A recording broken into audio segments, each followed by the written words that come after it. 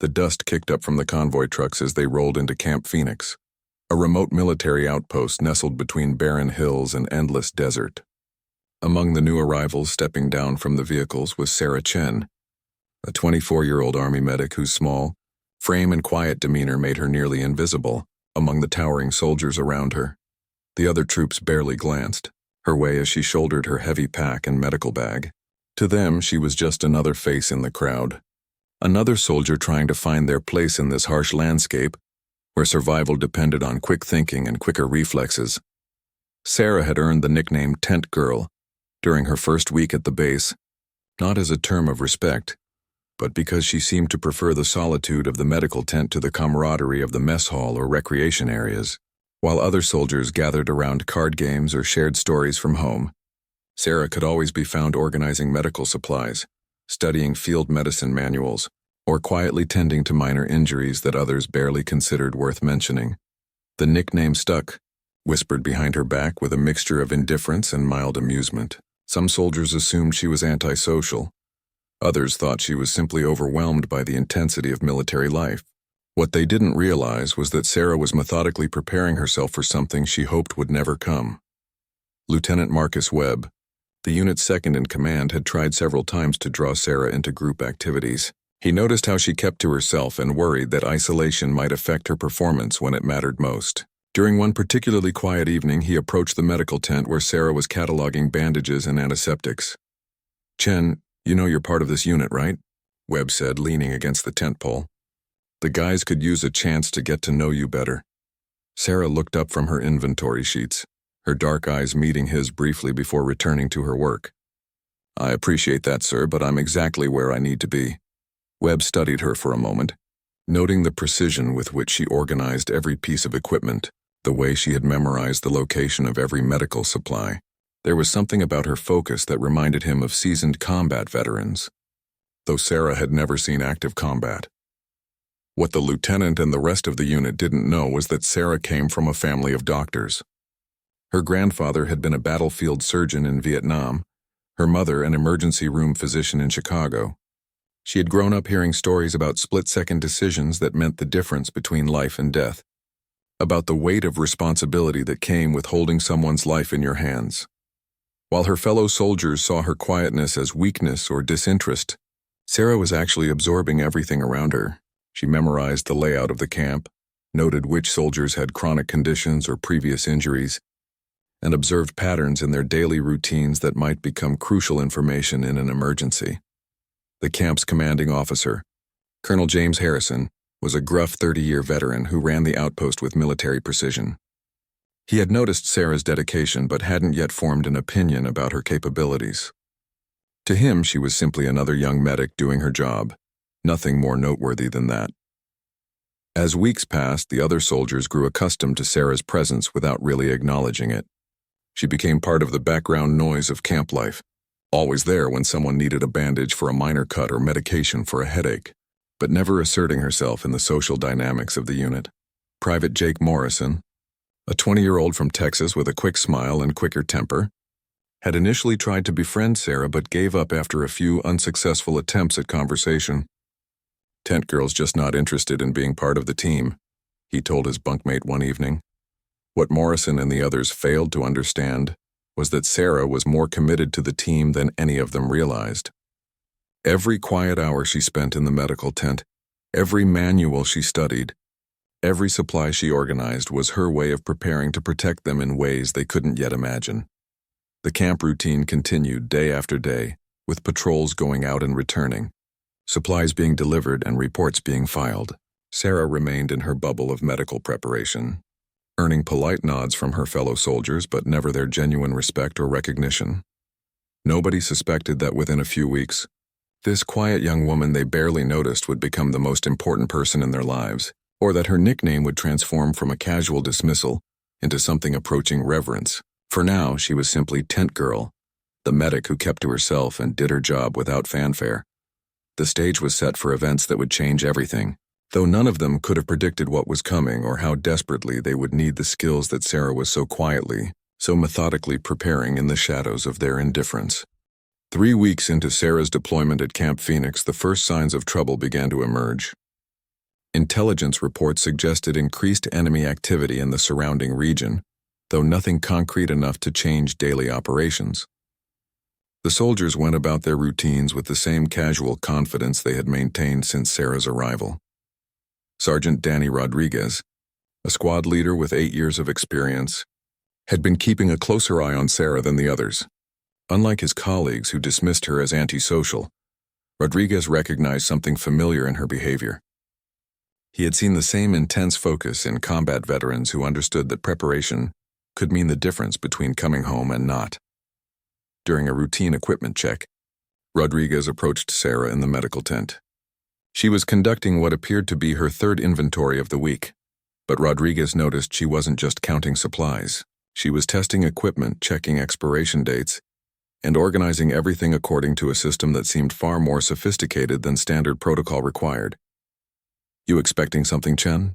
Rodriguez asked, watching as she tested the batteries in a portable defibrillator. Sarah glanced up, considering how much to share. "Just making sure everything works when we need it, Sergeant." Rodriguez nodded slowly. He had learned to trust his instincts about people, and his instincts told him that Sarah knew something the rest of them didn't, or at least understood something they hadn't grasped yet. The camp's daily briefings had begun, including more detailed security updates.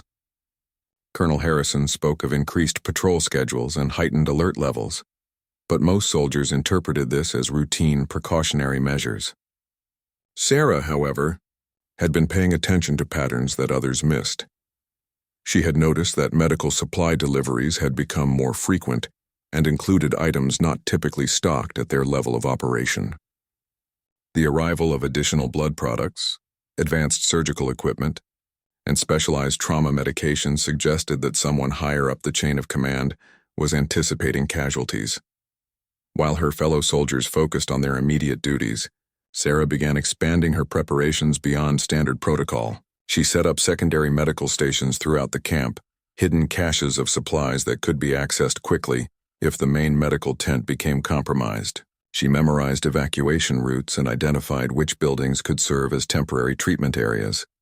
Private Emily Watson, one of the few female soldiers at the outpost, had initially been excited to have another woman around, but Sarah's reluctance to socialize had left Watson feeling frustrated and slightly resentful. "I thought having another girl here would make things easier," she complained to her squad mates. "But Tent Girl acts like we don't exist."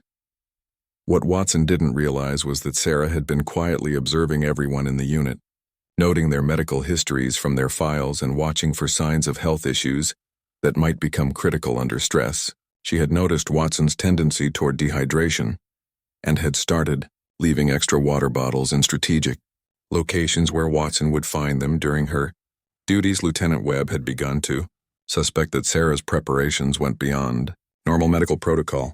During his evening rounds, he often saw lights on in the medical tent, long after other soldiers had retired. When he investigated, he found Sarah studying advanced trauma procedures and practicing techniques that seemed far beyond what their current situation required. "Chen, what exactly are you preparing for?" Webb asked one evening, finding her practicing emergency surgical procedures on training dummies. "Whatever comes next, sir," Sarah replied without looking up from her work. Webb felt a chill that had nothing to do with the desert night air. Sarah's answer suggested she knew something specific was coming. But when he pressed for details, she simply stated that good preparation was always important. The atmosphere at Camp Phoenix began to shift subtly. Radio chatter increased, supply convoys arrived with unusual frequency, and senior officers held more closed-door meetings. Most soldiers assumed this was routine military buildup, but Sarah recognized the signs of preparation for significant action.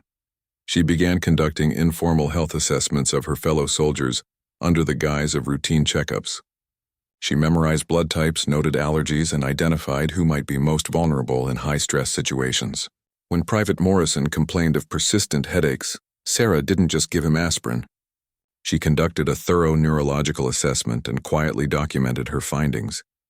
Colonel Harrison had begun to notice Sarah's increased activity, but interpreted it as enthusiasm rather than prescience. He appreciated having a medic who took her responsibilities seriously, though he wondered why she seemed to be preparing for scenarios that weren't part of their current mission parameters. The other soldiers continued to view Sarah as the quiet medic who kept to herself. They had no idea that she was creating detailed medical profiles for each of them, mapping out treatment priorities for mass casualty scenarios, and establishing communication protocols for situations where normal command structure might break down. As the weeks progressed, the signs became impossible to ignore. Enemy reconnaissance had been spotted near the camp perimeter. Intelligence suggested coordinated attacks were being planned, and reinforcements were being quietly moved into the region. Yet most soldiers remained focused on their immediate tasks, trusting that someone else was handling the bigger picture. Sarah, however, had been watching all the pieces come together. Her medical training had taught her to recognize patterns and anticipate complications before they became critical. The same skills that helped her diagnose illness were now telling her that Camp Phoenix was about to face something that would test every soldier's limits. She intensified her preparations, working through the night to ensure that when the moment came, she would be ready for anything. The other soldiers still saw her as tent girl, the antisocial medic who preferred equipment to people. Soon, however, they would discover just how wrong they had been about her priorities and capabilities. The attack came at dawn on a Tuesday morning when most soldiers were just beginning their daily routines. Sarah had been awake for hours, as had become her habit, conducting a final check of her medical supplies when the first explosions shattered the morning quiet. Mortar rounds crashed into the camp's perimeter, sending soldiers scrambling for cover and filling the air with smoke and debris. The coordinated assault had clearly been planned carefully, with enemy forces attacking from multiple directions simultaneously. Within minutes, Camp Phoenix transformed from a routine military outpost into a battlefield. Sarah's reaction was immediate and decisive. While other soldiers ran for defensive positions, she grabbed her emergency medical kit and began moving toward the sound of shouting and gunfire. Her weeks of preparation had included memorizing the camp layout so thoroughly that she could navigate it even in chaos and limited visibility. The first casualty she encountered was Private Morrison, who had been caught in the open when the attack began. Shrapnel from a mortar round had torn through his left leg, severing an artery and causing massive bleeding. Morrison was conscious but going into shock, his face pale and his breathing rapid and shallow. Without hesitation, Sarah dropped to her knees beside him, her hands already reaching for the supplies she needed. In one fluid motion, she applied a tourniquet above the wound, started an IV line to combat shock, and administered pain medication. Her movements were precise and confident, showing none of the panic that might be expected from someone experiencing their first combat situation. "Morrison, look at me," she commanded, her voice calm but firm. "You're going to be fine, but I need you to stay conscious and keep talking to me." Morrison, who had barely acknowledged Sarah's existence during her weeks at the camp, found himself staring into the most competent, reassuring eyes he had ever seen. "Tent girl," he whispered, confused by the transformation he was witnessing. "That's right," Sarah replied, already moving to address his other injuries. "And right now, I'm the most important person in your life." The attack continued around them, with enemy fire coming from the hills surrounding the camp. Sarah could hear Colonel Harrison shouting orders, trying to organize a defense while more explosions rocked the compound. She knew that Morrison was just the first of what would likely be many casualties. Sergeant Rodriguez appeared at her side, having fought his way across the camp to check on casualties. He found Sarah working with a level of skill and composure that stunned him. She had not only stabilized Morrison, but had also set up a protected treatment area using overturned tables and sandbags. "Chen, we need to get him to the medical tent," Rodriguez shouted over the noise of gunfire. "No," Sarah replied firmly, not looking up from her work. "The medical tent is too exposed. We treat everyone here until the situation stabilizes." Rodriguez realized that Sarah had already assessed the tactical situation and made decisions about casualty treatment that he hadn't even considered. She wasn't just responding to the emergency, she was managing it with a level of strategic thinking that impressed the veteran sergeant. More wounded soldiers began arriving at Sarah's improvised treatment station. Private Watson stumbled in with burns on her arms from an explosion, followed by 2 soldiers with gunshot wounds, and another with a concussion from debris impact. Each new casualty presented unique challenges, but Sarah moved between them with systematic efficiency. She had prioritized the wounded according to a triage system she had memorized during her preparation weeks. The most critically injured received immediate attention, while those with minor wounds were given quick treatment and sent back to defensive positions. Her weeks of studying advanced trauma procedures were now paying dividends and saved lives. Lieutenant Webb, coordinating defensive positions from a command post, kept receiving reports about the medic who had set up a treatment station in the middle of the firefight. Initially, he assumed it was a mistake or confusion in the chaos of battle. When he realized the reports were about Sarah, he was amazed by what he was hearing. "Sir, that quiet medic Chen, she's keeping half our wounded in the fight," reported Corporal Thompson over the radio. "I've never seen anything like it. She's working like she's done this 100 times before." The enemy assault continued for over 3 hours with waves of attackers trying to breach the camp's defenses. Throughout the battle, Sarah maintained her treatment station, adapting to changing conditions and treating an ever-growing number of casualties. She worked with supplies she had pre-positioned around the camp, demonstrating a level of preparation that no one had suspected. When a mortar round landed dangerously close to her position, Sarah quickly relocated her entire operation to a more protected area, without losing track of any patient's condition or treatment requirements. She had planned for exactly this scenario during her weeks of quiet preparation. Colonel Harrison, between coordinating defensive operations, began receiving reports about extraordinary medical work happening in the midst of the battle. The descriptions of Sarah's performance were so remarkable that he initially questioned their accuracy. The quiet, unremarkable medic he barely knew was apparently performing battlefield medicine at a level that exceeded anything in his experience. As the attack finally began to subside, Sarah had treated over 20 casualties, performing everything from basic first aid to emergency surgery. She had saved at least 6 lives that would have been lost without immediate expert intervention. More importantly, she had kept the unit's fighting strength intact by quickly returning walking wounded to defensive positions. The soldiers who had spent weeks barely noticing Sarah Chen were now looking at her with a mixture of awe and gratitude. The woman they had dismissed as antisocial had risked her life repeatedly to move between casualties under fire, demonstrating courage and competence that none of them had suspected she possessed. But the battle was not over yet, and Sarah knew that the hardest part of her job was still to come. As enemy forces regrouped for what intelligence suggested would be an even larger assault, she began preparing for casualties that would test every skill she had developed and every piece of equipment she had so carefully organized. The brief lull between attacks lasted only 40 minutes, but Sarah used every second strategically. She had moved her treatment operation to a reinforced bunker near the camp's center, a location she had identified weeks earlier as the most defensible medical position. Her fellow soldiers watched in amazement as she directed the setup with military precision they hadn't known she possessed. "Rodriguez, I need you to help me move the critical patients to the bunker," Sarah called out, her voice carrying an authority that seemed to come from nowhere. "Watson, gather all the walking wounded and have them help establish a perimeter around our position." The soldiers who had once ignored her now followed her orders without question. They had seen her work under fire and realized that Sarah understood this situation better than anyone else in the camp. Private Morrison, despite his injuries, insisted on helping to move supplies, telling anyone who would listen that, "Tent girl saved my life." Lieutenant Webb approached Sarah's position as she worked to establish what looked like a complete field hospital in the bunker. She had somehow produced equipment and supplies that he didn't remember being part of their standard inventory. When he asked about it, Sarah explained that she had been quietly requisitioning additional materials for weeks.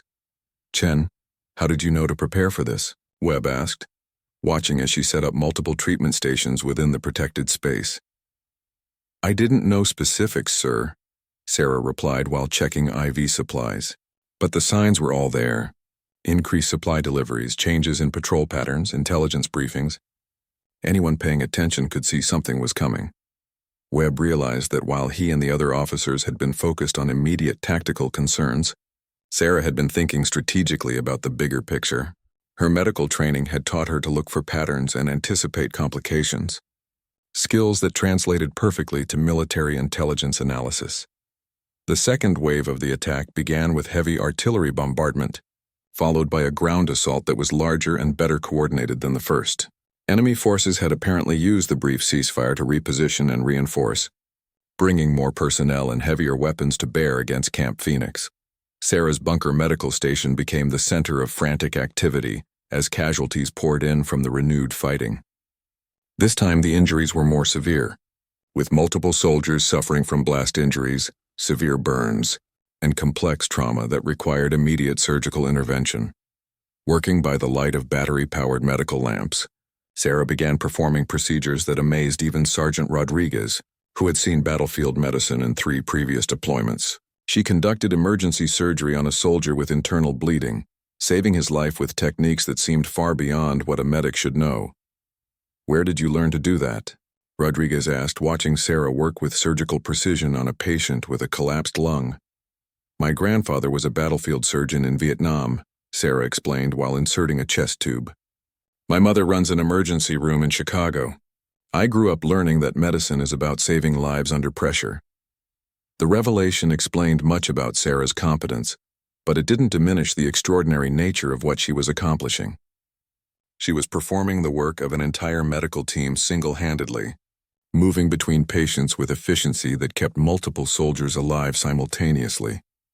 Colonel Harrison, still coordinating the camp's defense from his command post, received continuous updates about the medical situation. The reports described Sarah performing procedures that should have required evacuation to a major medical facility. She was not just treating wounded soldiers. She was keeping them alive long enough for eventual proper medical care. "Sir, the medic in Bunker 7 is doing things I didn't think were possible," reported Captain Stevens over the radio. "She's basically running a trauma center in the middle of a firefight." Harrison began to understand that Sarah represented a medical capability he hadn't known existed within his unit. Her performance was not just exemplary. It was transformative for their entire defensive capability. The enemy assault reached its peak intensity during the afternoon hours, with coordinated attacks from multiple directions putting enormous pressure on the camp's defenders. Casualties mounted rapidly, with Sarah's bunker receiving a steady stream of wounded soldiers requiring immediate attention. Despite the overwhelming workload, Sarah maintained her systematic approach to treatment. She had trained other soldiers to assist with basic medical tasks, creating an impromptu medical team from personnel who had no previous healthcare experience. Private Watson, despite her own injuries, became Sarah's primary assistant, learning to monitor vital signs and manage IV lines. "I can't believe this is the same person we barely noticed for weeks," Watson said to Morrison during a brief break in the fighting. "She's like a completely different person." Morrison, whose life Sarah had saved that morning, shook his head. "She's not different. We just weren't paying attention. She was preparing for this the whole time." As evening approached, Sarah had been working continuously for over 12 hours, treating more than 40 casualties without a break. Her medical supplies, carefully stockpiled over previous weeks, were running low, despite her efficient use of resources. She began making difficult decisions about which patients needed immediate attention and which could wait. The defensive situation had stabilized somewhat, with enemy forces apparently regrouping again for what intelligence suggested might be a final major assault. Sarah used this respite to conduct a comprehensive assessment of her patients and prepare for what she knew would be the most challenging phase of the battle. Colonel Harrison finally found time to visit Sarah's medical station personally. What he discovered there would change his understanding of military medicine forever. Sarah had created a functioning trauma center under combat conditions, saving lives that would have been lost in any conventional military medical setup. But even as Harrison marveled at what Sarah had accomplished, intelligence reports indicated that the largest enemy assault was yet to come. The enemy had been testing their defenses and was now preparing for an all-out attack designed to overwhelm Camp Phoenix completely. Sarah's greatest test was still ahead.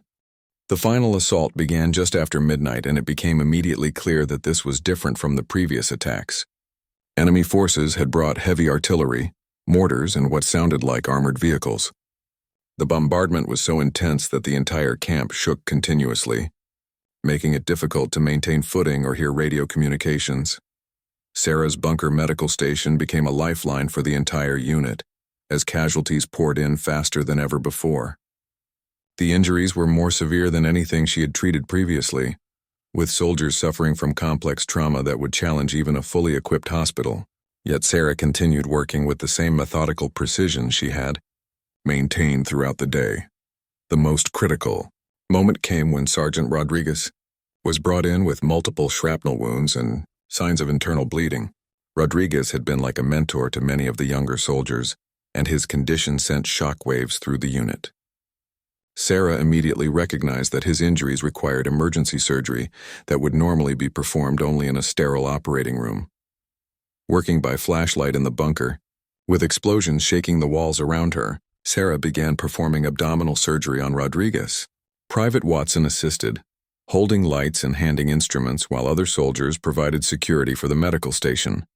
The entire operation took place while enemy rounds impacted nearby. "Talk to me, Rodriguez," Sarah commanded as she worked. "Tell me about your family back home." Rodriguez, semi-conscious but aware enough to follow her voice, began describing his wife and children in Texas. Sarah used his responses to monitor his mental state while she worked to repair internal damage caused by shrapnel. The complexity of the procedure, performed under such conditions, was extraordinary by any standard. Lieutenant Webb, who had been coordinating defensive positions throughout the night, arrived at the medical station to check on Rodriguez's condition. What he witnessed there left him speechless. Sarah was performing surgery that belonged in a major medical center, working with skill and confidence that seemed impossible under the circumstances. "Chen, how are you doing this?" Webb asked quietly, not wanting to disturb her concentration. "Training, preparation, and necessity," Sarah replied without looking up from her work. "Rodriguez is going to make it, but I need you to help me get these other patients stabilized." Webb found himself taking directions from Sarah, helping to manage patients while she continued working on Rodriguez. He realized that Sarah had become the effective leader of their entire medical response, making decisions that were keeping the unit's fighting strength intact. The enemy assault continued with relentless intensity, but Sarah's medical station had become a source of hope for the entire camp. Soldiers knew that if they were wounded, Sarah would do everything possible to save them. This knowledge allowed them to fight more aggressively, knowing that medical support was available at a level they had never experienced before. Colonel Harrison, monitoring the battle from his command post, received regular updates about the medical situation. The reports described Sarah performing procedures that exceeded anything in his military experience. She was not just treating casualties, she was maintaining the unit's combat effectiveness through extraordinary medical intervention. "Sir, I've served in 4 combat zones," reported Captain Stevens. "I've never seen battlefield medicine like this. That medic is performing miracles down there." Harrison began to understand that Sarah's performance was going beyond individual heroism. She was demonstrating capabilities that could change how military medicine was approached in combat situations. Her combination of advanced medical training and strategic preparation represented something unprecedented. As dawn approached, the enemy assault finally began to weaken. Intelligence suggested that enemy forces were running low on ammunition and personnel, making this their final major effort to overrun Camp Phoenix. Sarah had been working continuously for over 18 hours, treating more than 60 casualties without significant rest. Despite her exhaustion, Sarah continued moving between patients with systematic efficiency. She had saved Rodriguez's life with emergency surgery, treated multiple soldiers with severe trauma, and managed to keep the unit's medical situation stable throughout the most intense fighting any of them had experienced. Private Morrison, who had been helping with medical tasks despite his own injuries, watched Sarah work with undisguised admiration.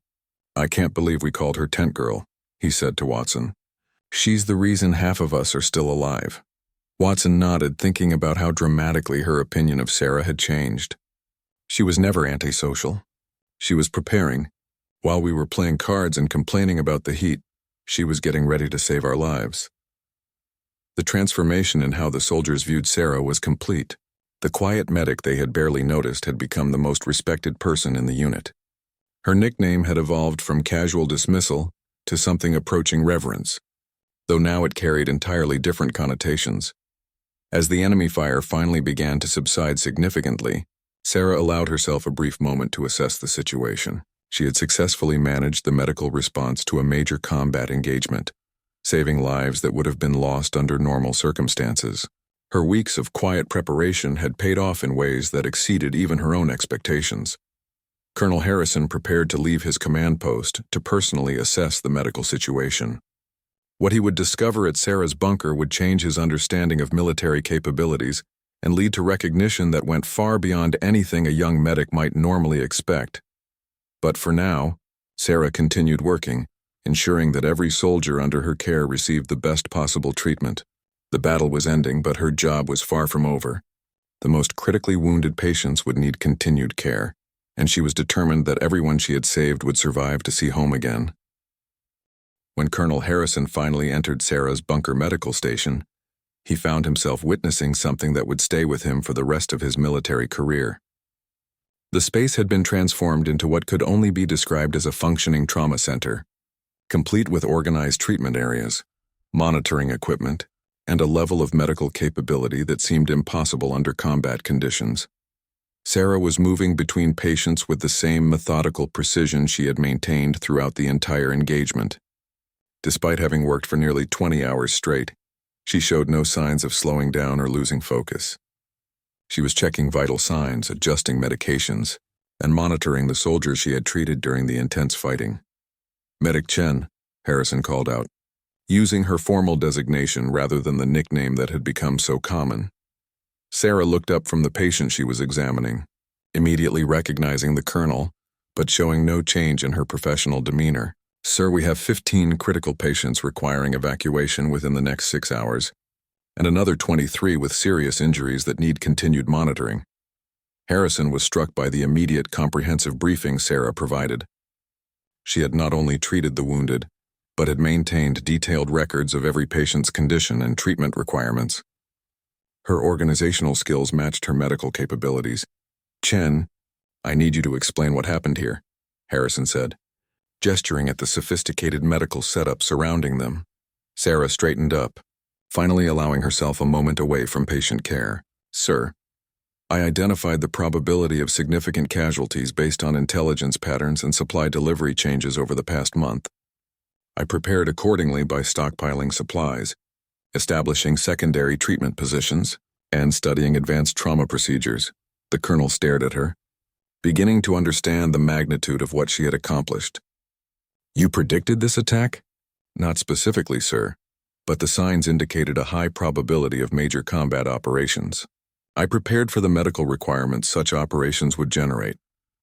Harrison realized that Sarah had demonstrated strategic thinking that went far beyond her role as a medic. She had analyzed intelligence information, anticipated requirements, and prepared solutions that had saved dozens of lives. Her performance represented the kind of proactive military thinking that senior officers spent years trying to develop. Lieutenant Webb approached the colonel, carrying reports from other sections of the camp. "Sir, the casualty count would have been catastrophic without Chen's medical station. She treated over 70 soldiers during the engagement, performing procedures that kept our fighting strength intact. The numbers were staggering. In a normal combat engagement of this intensity, casualties would have overwhelmed their medical capability completely. Sarah's preparation and performance had prevented what could have been a unit-destroying level of losses." Sergeant Rodriguez, recovering from the emergency surgery Sarah had performed, struggled to sit up when he saw the colonel. "Sir, that medic saved my life. She operated on me in the middle of a firefight, using techniques I didn't know were possible outside a hospital." Harrison knelt beside Rodriguez's stretcher, noting the quality of medical care evident in his treatment. "How are you feeling, Sergeant?" "Like I should be dead, sir, but Chen wouldn't let that happen. She worked on me for 3 hours while mortars were landing outside the bunker." The colonel looked around the medical station, seeing soldiers who should have been casualties continuing to provide support and assistance. Sarah had not only saved lives but had maintained the unit's operational capability through extraordinary medical intervention. Private Morrison approached hesitantly, still wearing bandages from his morning injuries. "Sir, permission to speak about Medic Chen?" "Go ahead, Morrison." "Sir, we all thought she was antisocial, just keeping to herself in the medical tent. We called her Tent Girl because she seemed to prefer equipment to people. But she was preparing to save our lives. She knew something like this was coming and got ready for it." Harrison nodded, beginning to understand the transformation that had occurred in his unit's perception of Sarah. The quiet medic they had barely noticed had become the most important person in their survival. Private Watson joined the conversation, her arm still bandaged from burns she had suffered during the first attack. Colonel, she turned regular soldiers into medical assistants. She taught us how to help with patient care while she performed surgery. I learned more about emergency medicine in one day than I thought possible. The colonel was impressed not only by Sarah's medical capabilities but by her leadership skills. She had effectively commanded a medical response that involved multiple soldiers, coordinating their efforts while performing complex medical procedures herself. Captain Stevens, who had been coordinating with other units throughout the battle, approached with additional reports. "Sir, I've been in contact with regiment headquarters. They're saying our casualty reports don't match the intensity of combat we experienced. Command wants to know how we kept our losses so low." Harrison looked at Sarah, who was back to checking on patients, seemingly oblivious to the conversation about her performance. "Stevens, send a report to regiment. Tell them we had exceptional medical support that prevented catastrophic casualties." The captain nodded, but Harrison could see he wanted to ask more questions about exactly what had happened in the medical station. The colonel himself was still processing the magnitude of Sarah's accomplishment. As evacuation helicopters approached to transport the most critical patients, Sarah began preparing detailed medical reports for each soldier.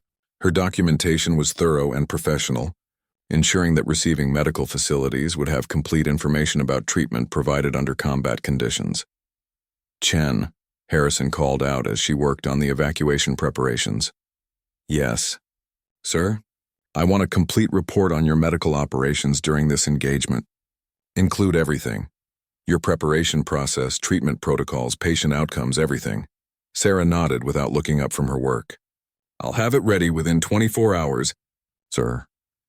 Harrison knew that Sarah's report would become a case study in military medicine, demonstrating capabilities that would change how combat medical support was planned and executed. But more immediately, he knew that recognition was due for performance that had exceeded every standard he had encountered in his 30-year career. 3 days after the battle, Colonel Harrison called an assembly of the entire unit.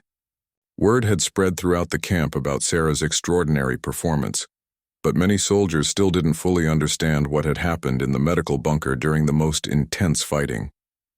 Harrison had spent those 3 days reviewing reports, interviewing soldiers, and documenting what he was beginning to recognize as one of the most remarkable displays of military medicine he had ever encountered. Sarah stood among the other soldiers, still wearing the same quiet demeanor that had characterized her entire deployment. She had submitted her detailed medical report as requested, but had not discussed her actions with anyone. To her, she had simply done her job under difficult circumstances, nothing more worthy of special attention than that. The assembled soldiers represented a unit transformed by their shared experience. Many bore bandages and signs of recent combat, but more importantly, they carried a new understanding of what they had witnessed during the battle. The quiet medic they had dismissed as antisocial had revealed herself to be someone extraordinary. Colonel Harrison stepped forward to address the formation, his expression carrying a gravity that commanded immediate attention. 3 days ago, this unit faced the most intense combat engagement in our deployment history. Enemy forces attacked with superior numbers and heavy weapons, determined to overrun our position completely. He paused, looking across the faces of soldiers who had lived through that experience. "Intelligence estimates suggest we should have suffered 60% casualties in an engagement of that intensity. Our actual casualties were less than 15%, with no fatalities among soldiers who reached medical treatment." A murmur went through the formation as soldiers began to understand the magnitude of what those numbers meant. Many had suspected that Sarah's medical work had been exceptional, but the statistical comparison made her achievement undeniable. The difference between projected and actual casualties was entirely due to the performance of one soldier. Harrison continued. Medic Sarah Chen, who many of you knew as Tent Girl, demonstrated medical capabilities that exceeded anything in my 30 years of military experience. Harrison gestured for Sarah to step forward, but she remained in formation, clearly uncomfortable with the attention. The colonel continued without pressing her to move. Chen identified the probability of major combat operations weeks before they occurred, based on intelligence patterns and supply indicators that the rest of us missed. She prepared accordingly, stockpiling medical supplies, establishing secondary treatment positions, and training herself in advanced procedures that proved essential during the fighting. Lieutenant Webb, standing at the side of the formation, nodded as he remembered Sarah's mysterious preparations that had seemed excessive at the time. Now those same preparations appeared to have been precisely what the situation required. During 18 hours of continuous combat, Chen treated over 70 casualties, performing everything from basic first aid to emergency surgery under fire. She conducted abdominal surgery in a bunker while mortars impacted outside, saving Sergeant Rodriguez's life with techniques that belong in a major medical center. Rodriguez, still recovering but able to stand for the ceremony, felt tears in his eyes as he remembered waking up to find Sarah working over him in the flickering light of the bunker. He had understood even then that she was doing something extraordinary to keep him alive. Chen established a trauma center under combat conditions, trained soldiers with no medical experience to assist with patient care, and maintained detailed records of every treatment provided. Her work was not just exemplary, it was transformative for our entire unit's survival. The soldiers around Sarah began to understand fully what had happened during the battle. The woman they had barely noticed had been responsible for saving most of their lives, working with a level of skill and dedication that none of them had suspected she possessed. Colonel Harrison's voice carried increased intensity as he continued. But what makes Chen's performance truly remarkable is not just her medical skill, but her strategic thinking. She anticipated requirements, prepared solutions, and executed plans that demonstrated military leadership at the highest level. Private Morrison, whose life had been saved during the first minutes of the attack, looked at Sarah with undisguised admiration. The quiet medic who had seemed so unremarkable now appeared to him as the most impressive soldier he had ever served with. The nickname Tent Girl, which some of you used to describe Chen, reflected your assumption that she preferred equipment to people. You were wrong. She preferred preparation to conversation, planning to socializing, and readiness to popularity. Her priority was always protecting this unit, even when you didn't recognize or appreciate her efforts.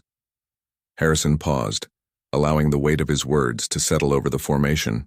Many soldiers felt ashamed as they remembered their casual dismissal of Sarah's dedication and their failure to recognize what she was accomplishing during her quiet hours in the medical tent. Chen's performance during this engagement represents the finest example of military medicine I have encountered. She saved dozens of lives, maintained unit combat effectiveness, and demonstrated leadership that exceeded her rank and experience. Her actions deserve recognition at the highest levels of command. The colonel reached into his pocket and withdrew a set of orders that had arrived that morning from regimental headquarters. Effective immediately, Medic Sarah Chen is promoted to sergeant, with recommendation for decoration for exceptional performance under combat conditions. The formation erupted in spontaneous applause, with soldiers cheering for the woman who had saved so many of their lives. Sarah remained at attention, clearly moved by the recognition but maintaining the professional composure that had characterized her throughout the entire experience. Furthermore, Harrison continued, Chen's medical protocols and preparation procedures are being reviewed by Military Medical Command for implementation throughout our forces. Her innovations may change how battlefield medicine is conducted across the entire army. As the ceremony concluded and soldiers began to disperse, many approached Sarah to offer personal thanks for her care during the battle. The transformation was complete. The quiet medic they had called Tent Girl had become the most respected soldier in the unit. Sarah accepted their gratitude with the same quiet dignity she had shown throughout her deployment. To her, she had simply done what her training and preparation had equipped her to do. But to everyone around her, she had demonstrated that true heroism often comes from those who work quietly in the background, preparing for moments when their skills might save lives. The nickname Tent Girl would remain with Sarah throughout her military career, but now it carried entirely different connotations. It represented dedication, preparation, and the kind of quiet professionalism that makes extraordinary achievements possible when they matter most. Sarah Chen had shown that sometimes the most important person in a unit is the one you barely notice, until the moment when their preparation and skill become the difference between life and death.